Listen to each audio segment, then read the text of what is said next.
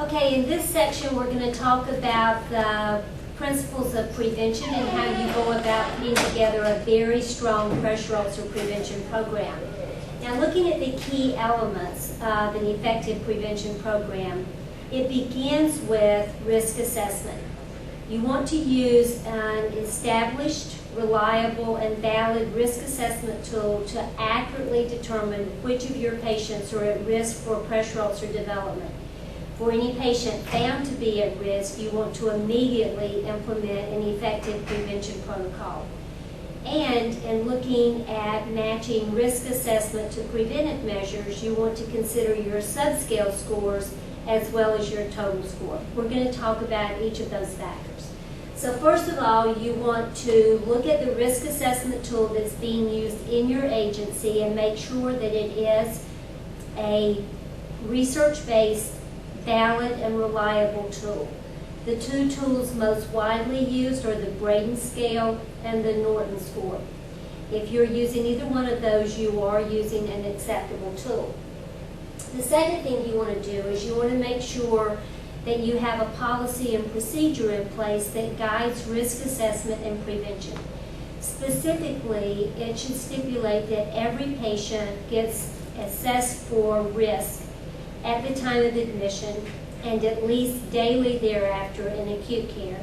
In many settings, they do it every shift. And that makes really good sense considering how sick our patients are in acute care and how rapidly their condition changes. If you are in home health, typically risk assessment is done at the time of admission and every time you redo your OASIS. So for readmission, for a change in condition, whatever. In long-term care, the risk assessment is done at the time of MDS.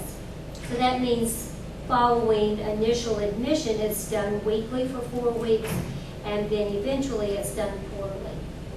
So the frequency depends somewhat on your care setting. Now, the other thing you have to think about is there may be some units within your agency who don't need to do risk assessment. Newborn nursery, no, you're not going to do risk assessment.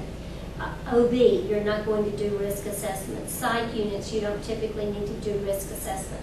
You're going to do risk assessment on all of your medical and surgical patients, all of your ICU patients. And if you have a skilled nursing unit within your agency, most definitely on those patients. Now, you want to make sure that people understand how to do risk assessment correctly. You want to make sure that they're very clear on the cutoff score. At what point is a patient considered to be at risk? We're going to talk about all of those things. But here's the bottom line with risk assessment. Risk assessment tools are just a tool. When I'm filling out a Braden scale or a Norton scale, all I'm doing is using this tool to help me accurately assess that patient's risk. And then I'm going to add up my subscale scores. It's going to give me a total score. What matters is, what do I do with this information? Do I just put it back on the chart if I have hard copy charts? Do I just enter it electronically and click to the next screen? The critical impact comes with transferring that information into practice. Using that risk assessment information to determine, is my patient not at risk? Is my patient at moderate risk? Is my patient high risk? And then following through with prevention measures when needed. So let's go back and let's talk about the specific factors involved in setting up an effective prevention program, an effective risk assessment program. So we've said prevention starts on admission. That patient is admitted to your agency, whatever care setting you're in. And as soon as that patient's admitted, you assume responsibility for that patient's care. If you're in acute care and that patient comes through your emergency department and is subsequently admitted, your agency assumes responsibility for that patient as soon as they're wheeled into the emergency department. And we're going to come back and talk a little bit more about that later and some of the implications. The patient's admitted. We should be doing an initial risk assessment that tells us at the time of admission this patient is at risk or is not at risk. We've already talked about the accepted risk assessment tools, and we're going to talk in more detail about the primary risk factors. Now let's talk about the things that are critical for you to consider in making sure that risk assessment's done correctly in your agency. Because bottom line, if I'm not doing risk assessment correctly, if I'm not getting the accurate score, then your whole prevention program is flawed from the beginning.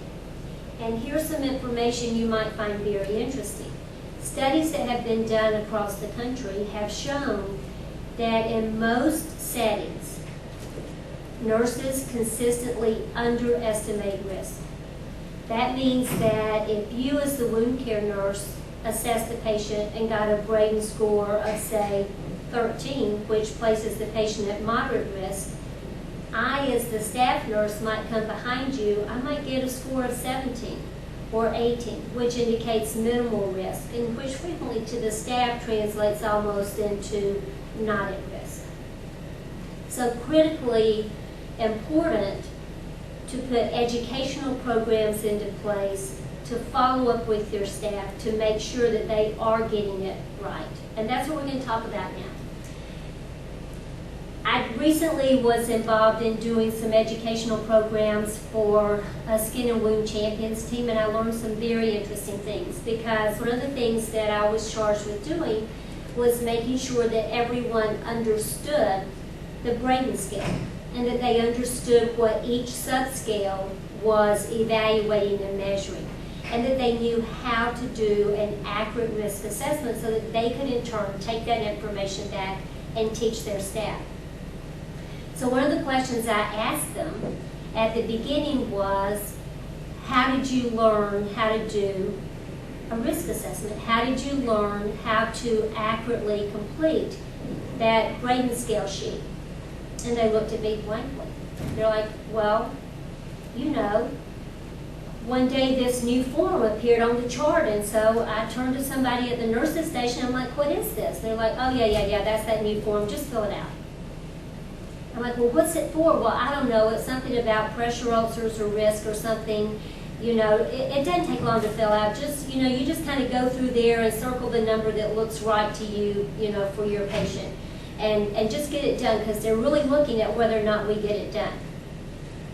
Isn't that interesting? So I bet if you go back and you talk to your staff and you ask them how much they know about the Braden scale and how they were taught about the Braden scale, you're going to find out that a lot of them know very little and have never attended any kind of active educational program.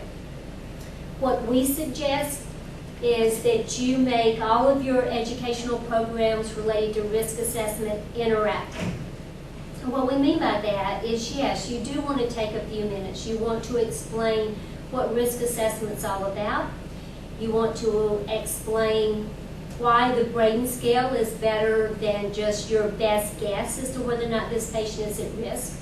It's much better because it quantifies risk, and it also shows you the specific factors that place that patient at risk so that you can intervene appropriately. You want to be able to explain this. You want to take it the next step. You want to spend just a little bit of time talking about each subscale score and what that subscale is designed to measure and how that subscale relates to pressure ulcer risk.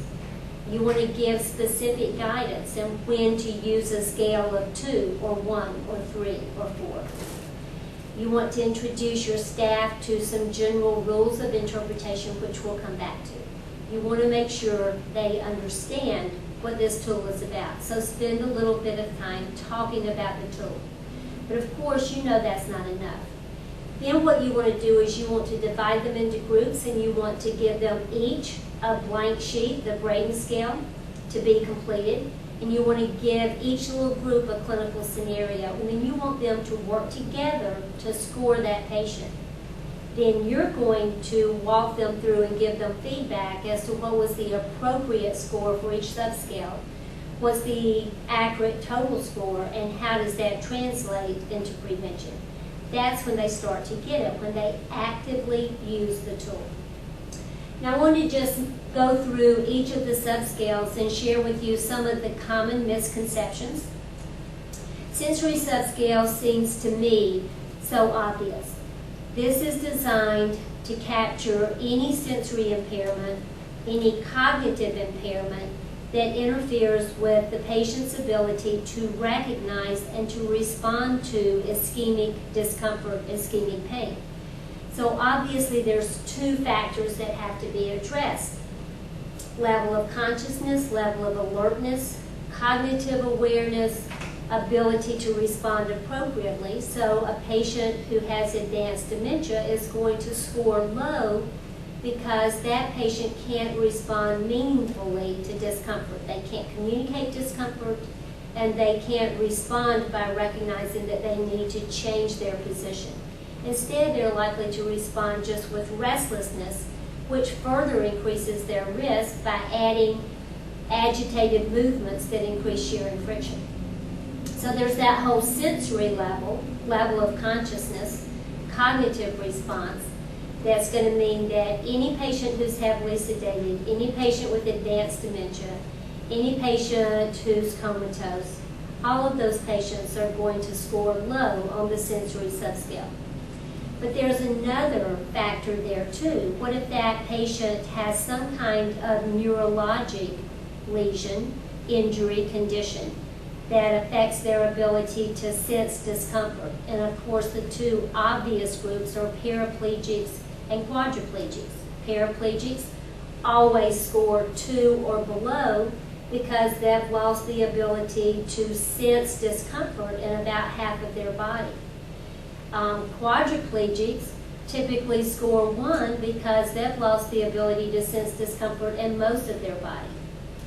Think about the fact that patients with long-standing type 2 diabetes frequently have peripheral neuropathy that might affect their ability to respond to ischemic discomfort in the heels and the ankles. So those patients, even if they're alert, oriented, otherwise neurologically intact, I would probably score them a 3 because I think they're higher risk for pressure ulcer development on the heels, on the ankles. So you want your staff to realize sensory has 2 components. When you come down to activity and mobility, those are pretty straightforward. Activity relates to whether or not the patient gets up and walks around, whether the patient is up to the chair, whether the patient's totally bedbound. And so you can pretty much just follow the descriptors across. Now, a common question related to activity is like, well, my patient doesn't get up on my shift. I work 7 p.m. to 7 a.m. The patient doesn't get up. But they do get up on days. They get up twice on the 7 a.m. to 7 p.m. shift.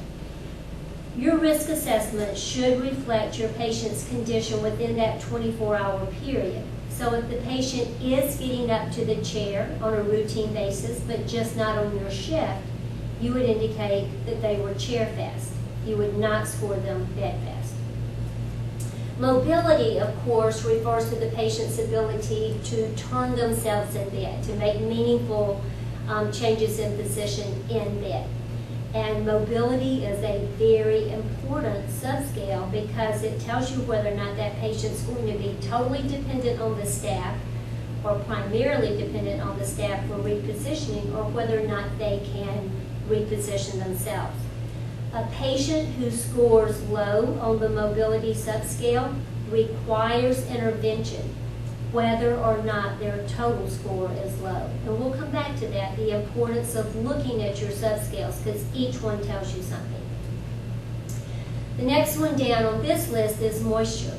And when people look at the moisture subscale, they automatically translate that into incontinence. But it's actually measuring more than incontinence. It's looking both at external sources of moisture, incontinence of urine, incontinence of stool.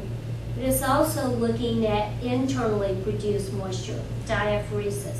So your patient who's febrile is going to score low. Your patient who's incontinent is going to score low. And it basically comes down to, Is that patient's skin almost always dry? Is that patient's skin sometimes wet, frequently wet, or almost always wet? Doesn't really matter the source. It matters whether or not they're wet. So again, you want staff to recognize that that subscale is capturing moisture, exposure to moisture, which translates into overhydration of the skin, which translate into a markedly increased risk of skin breakdown, both superficial and deep. Nutrition, of course, we know that malnutrition is a risk factor for pressure ulcer development, primarily in patients who have lost most of the sub-Q and much of their muscle mass. And the nutrition subscale is fairly straightforward, looks at the patient's intake. Does not really capture factors like weight loss, low albumin, low prealbumin. But Barbara Braden herself has stated very clearly, do not let this structured risk assessment tool take the place of your clinical judgment. If, according to the tool, this patient would score a 2 on nutrition, but your clinical response is that that patient's really a 1, score them a 1. If their intake is inadequate and they have lost a lot of weight and their albumin and prealbumin are very low, yes, they should be scored a 1. And then the last one, exposure to shear and friction, also very straightforward. So go through each subscale with your staff. Help them recognize the significance. Exposure to shear and friction, what have we said? Friction, a major force in superficial breakdown. Shear, a major force in deep breakdown. So patients who slide down in bed automatically are going to score low on shear and friction. Patients who are contracted are automatically going to score low. Patients who require repositioning by others are going to score low. So here's some general rules that you can teach your staff that will improve accuracy in risk assessment. First of all, we've talked about make sure they know that their risk assessment score should reflect this patient's status during this 24-hour period, not necessarily this 12-hour period when it comes to things like activity, but the 24-hour period. Here's a very important tip and a very important rule to establish among your staff. When in doubt, score low. What do most people do? If they're struggling between a 2 and a 3, they give me a 3. If you're struggling between a 2 and a 3, score me a 2. You would much rather over-predict risk than under-predict risk. You want people to remember the cutoff scores. 18 and below is considered at risk. Typically, people consider 15 to 18 to be low risk, 12 to 15 to be moderate risk, less than 12 to be high risk, less than 9 or 10 to be extremely high risk. Anybody who scores 18 or below has at least 1 or 2 subscales that require attention. We're going to come back to that because you really want people to pay attention to subscale scores as well as the total score.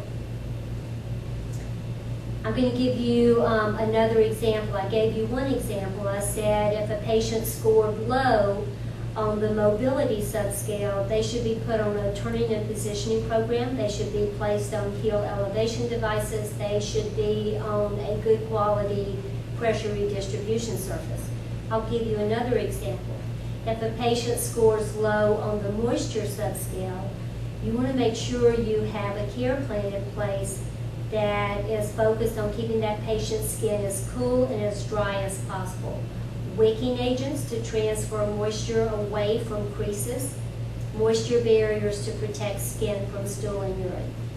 So in addition to looking at total risk level, look at the specific risk assessment subscales on which your patient scored less than 3, and most especially on those on which they scored 1 or 2.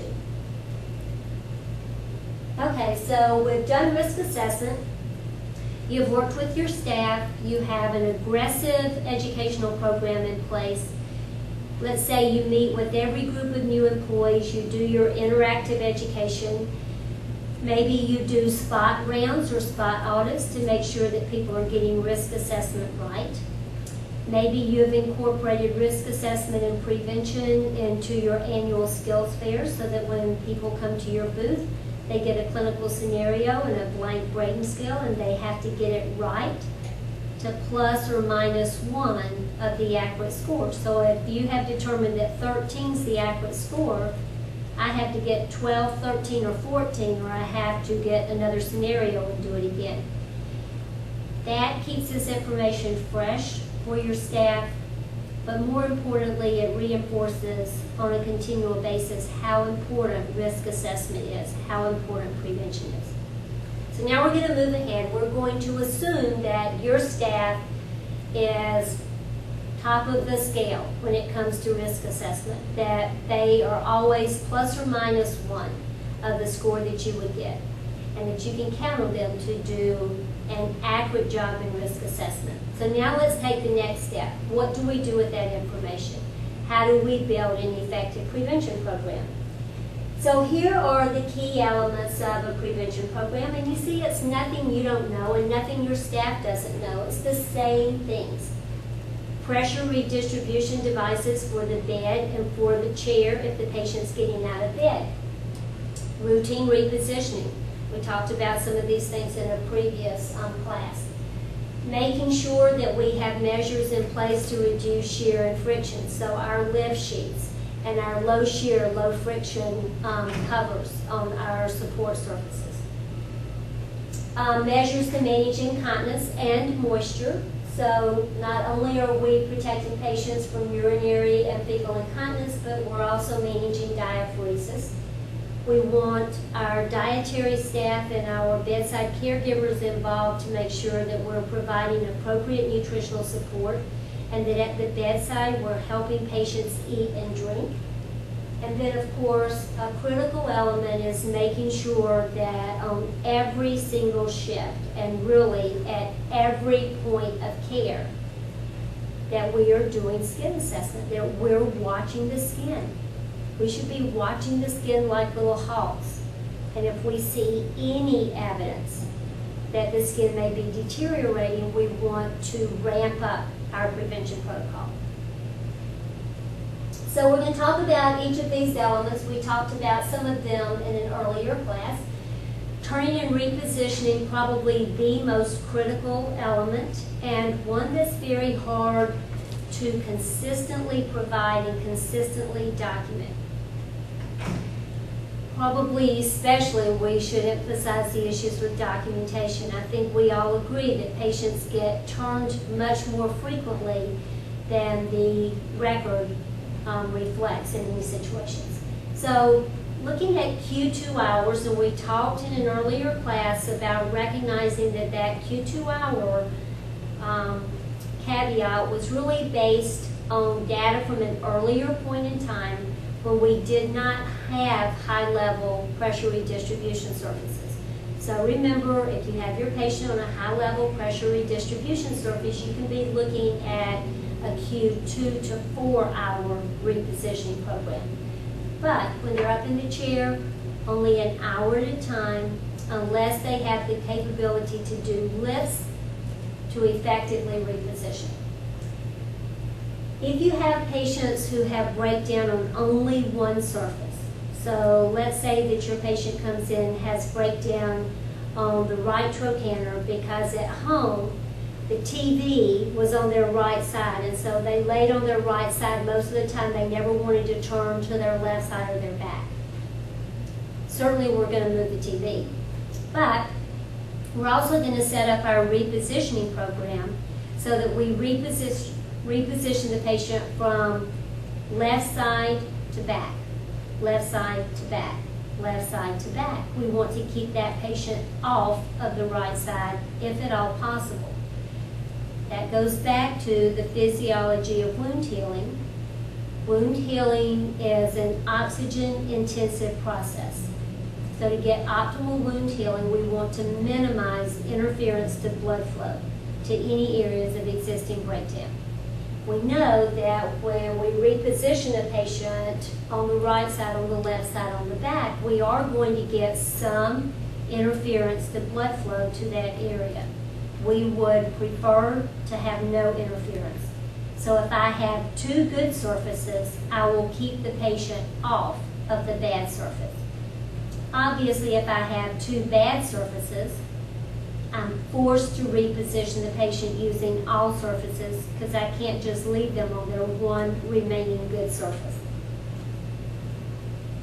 Now you want your staff, your bedside caregivers who are actually doing the positioning, that's usually your CNAs, you want them to be knowledgeable about the current guidelines for accurate repositioning. In the sideline position, we want to make sure that they know to tilt the patient. We don't want them to turn the patient all the way onto the trochanter, onto that bony prominence. Instead, we want them to tilt the patient off of the sacrococcygeal area onto the fleshy area of the buttock, but not all the way to the bony prominence of the great trochanter. We also want to make sure that they routinely use padding between the knees, between the ankles, so that in the sideline position the patient's protected from additional sites of injury. In the supine position, we talked a little bit yesterday about trying to keep the head of bed as flat as possible, because the more we elevate the head of the bed, the more the patient is going to tend to slide down. And when the patient slides down, first of all, they're at greater risk for that shear force where the tissue layers move against each other. But also when I'm sitting up in bed, I have abnormal pressures against the sacrococcygeal area. A lot of my weight is going to be supported on the sacrococcygeal area. And it's much easier to get some degree of peak pressure that is reducing blood flow to that area. So we really want to minimize head of bed elevation. If we can leave the head of bed flat, we will. If the patient's on 2 feet, we'll use 30 degrees. We'll go above 30 degrees only if medically necessary. And whenever we have to elevate the head of the bed, we will implement other measures to try to reduce the pressure at the sacrococcygeal area. So we will partially gauge the knees. We'll make sure we have a high level support surface in place. And finally, heels off the bed. And again, we've talked about how vulnerable the heels are. If you palpate your heel and palpate the calcaneus, you realize that is a big bone. And you also realize that there's practically no fat there. Even if you have way more adipose tissue than you want everywhere else on your body, your heel doesn't have anywhere near enough. So the heel is very high risk. First of all, when you're lying supine, each of your heels is supporting close to 20% of your body weight. Secondly, there's no way to evenly distribute that pressure because there's no fat, and it's a very small contact area. So the only way to adequately protect heels is to get them off the bed. From the data we have now, it doesn't matter how you get them off the bed. It doesn't matter whether you use pillows, whether you use commercial devices. Doesn't matter whether they're 1 millimeter off the bed, 6 inches off the bed. The issue is they should not be making contact with the underlying surface. Measures to prevent shear and friction. We've talked about this again in some of our earlier classes. We want to make sure that when we're repositioning the patient, we're using lift sheets so that we're minimizing drag.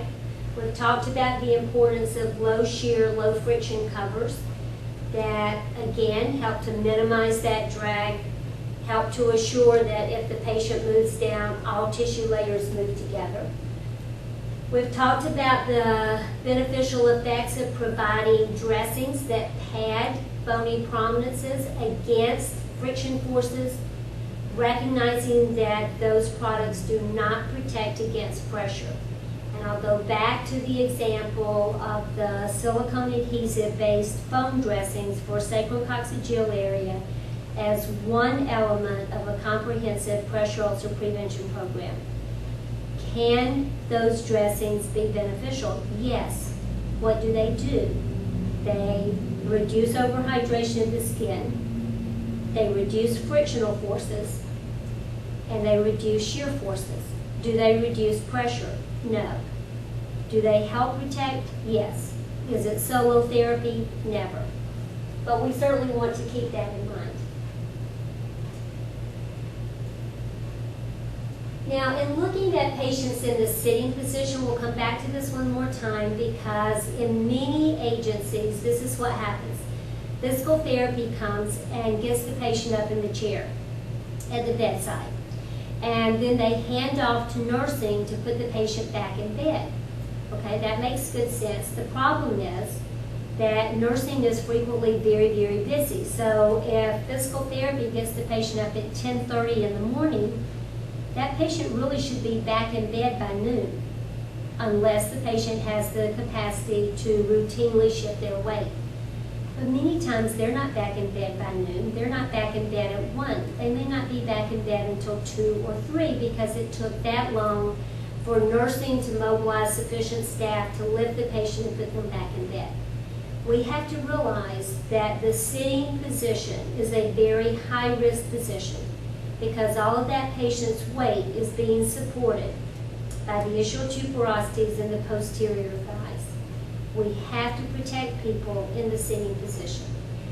We have to make sure that at-risk patients have a chair cushion for when they're out of bed. We have to watch the time frame that patients are allowed to stay in the chair. So they should not be in the chair for prolonged periods of time. We've talked about the importance of nutritional management, both in protecting the patient against breakdown and certainly for patients who have any breakdown and we're trying to promote healing. So we want to involve the dietary staff, but we also want our bedside caregivers to recognize the importance, the critical importance of food and fluids, nutrition and hydration, to keep the tissues healthy, to keep the tissues resilient, to reduce the risk of breakdown. And we'll come back to talking more about nutrition when we talk about wound healing. Moisture management, I know the slide says incontinence management, but whenever you see incontinence, I really want you to think more broadly, and I promise to go back and fix the slide as well. So that yes, we have a major focus on incontinence management, but we also want to remember our patients who are diaphoretic and make sure we're addressing their needs as well. I'm actually going to start with the diaphoretic patient. You want to make sure that you are putting absorptive padding or wicking sheets between body folds at the base of creases, so that you're not allowing moisture to accumulate there, and you're not allowing overhydrated skin to rub against another layer of overhydrated skin. So you only have two goals: prevent overhydration by wicking the moisture away or providing an absorptive product like an ABD, or a soft towel, or a soft absorbent athletic sock. And you want to separate the body folds so that they're not rubbing against each other.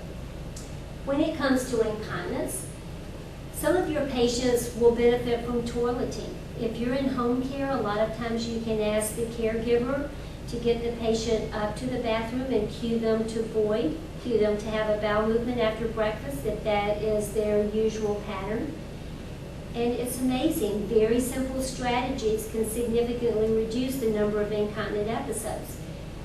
Even if you don't keep that patient completely clean and dry, even if you don't totally prevent incontinent episodes, studies indicate that a reduction in the number of incontinent episodes improves skin outcomes, reduces the incidence of urinary tract infections. You want to make sure your staff is using absorptive products correctly.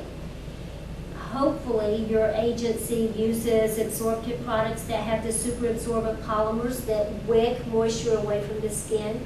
extremely helpful in maintaining skin health. You also want to teach your staff, when possible, leave the absorptive products open underneath the patient. When you leave the absorptive products open underneath the patient, you still have that pad, that under pad or that brief to absorb the urine. But what you don't have is an occlusive environment, because when we close the brief up around the patient, we raise skin temperature and we promote overhydration. The skin sweats. So now we've got diaphoresis on top of urinary and/or fecal incontinence. If we can leave the brief or the underpad open, then we keep the skin cooler and drier, and we help protect the skin. There will always be situations where you have to close the brief to protect the patient's dignity, for patients who have high volume liquid stool, for patients who are traveling off the unit. But for many hours of the day, you can probably keep that product open and help protect the skin. And certainly for patients who are being managed with absorptive products, we want to be routinely checking them, changing them, and providing a moisture barrier. Last element is watch the skin. Is your program working? Is the skin still intact? Do you have any indicators that are of concern? Are you seeing any discoloration? Are you seeing any little cracks in the skin from overhydration? Watch the skin. So of course, you should be doing a thorough assessment once a shift, but you really want your CNAs, your nurse techs, to get tuned in to checking the skin every time they give care. Because when they give care, they are able to visualize some aspect of that patient's skin. So let's say your patient's lying on their back when you go in.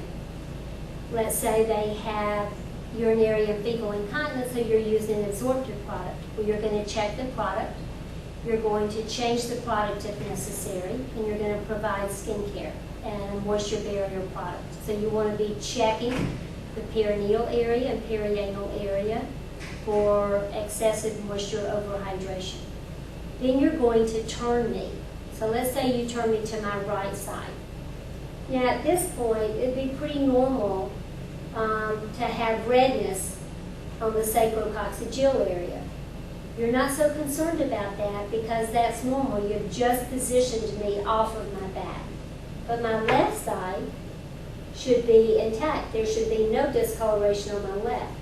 Okay, 2 hours later, you come to reposition me, and before you turn me back, you should check the sacrococcygeal area to make sure that any discoloration has subsided, that skin looks totally normal.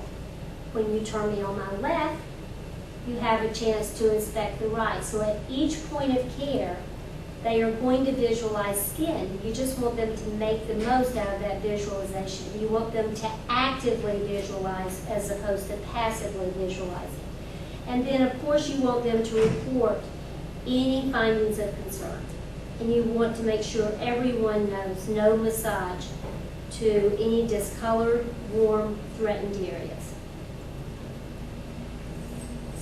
Everybody knows what to do to prevent pressure ulcers. I'm pretty sure that if you gave your staff a little test, if you went around and asked each staff nurse to name 2 things that we should be doing to prevent pressure ulcers, I'm pretty sure everyone would be able to answer that question, and that would probably score really high on any little quiz you gave them. So it's not like we don't know. It's just hard to get it done. People are pulled in many different directions. The focus in today's very complex, technologically advanced healthcare environment is always going to be on, the high-tech aspects of clinical management. We're always going to be very concerned about cardiac function, as we should be, pulmonary function, as we should be, renal function. You want to teach nurses, we're not taking any of that away. We just want you to realize every day you come in contact with that patient multiple times. You do many things for that patient. You turn that patient, you bathe that patient, you clean that patient up. Every time, watch their skin. Every time you come in to care for them, be aware Does this patient need repositioning? Build things in, like your turning teams within a team. Some agencies play a little alert every 2 hours, like turn, turn, turn, to remind people to turn the patient. Or maybe if your agency is turning every 3 hours, every 3 hours.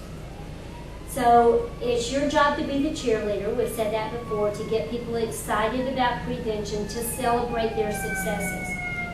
If this agency, never mind the agency, if this unit, this intensive care unit, has consistently had a fairly high incidence of hospital-acquired pressure ulcers, and they significantly reduce their incidence, you want to make sure everybody knows about it. You want to be sure they get so much credit. So be the cheerleader. Now, in our next session, we're going to talk about therapeutic support surfaces. We're going to look at what those surfaces do. Your overlays, your mattresses, and your chair cushions, and how you use them effectively in skin protection and pressure ulcer prevention. So we're going to stop talking in general, and we're going to start talking more specifically in our next session. Thanks.